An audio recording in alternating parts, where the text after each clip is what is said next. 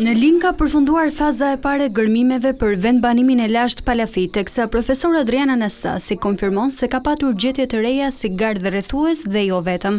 Ndërkohë që me punimet që jemi duke kryer në ujë, ka dalë një gardh i ri i cili bëhet e shton në 4 themi modelet e vendbanimit në Lin 3, kështu që vazhdon puna, jemi të kënaqur në këtë pjesë.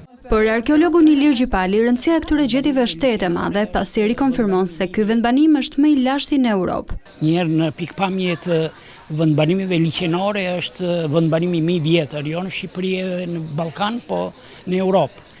Ka dhe elementet kulturës materiale që janë shumë të vjetra që lidhen po me këtë vjetërsi të vendbanimit.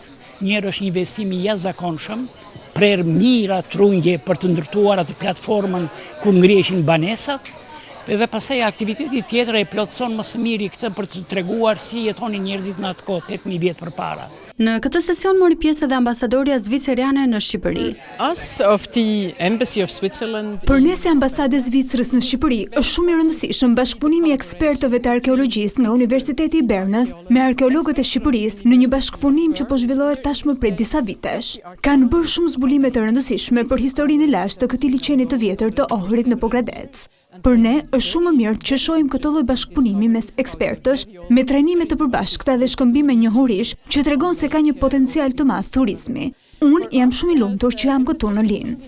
Palafiti i Linit besohet të jetë më i vjetri në Europë, për sa i takon vendbanimeve në zonat liqenore. Gërmimet nisën 4 vite më parë.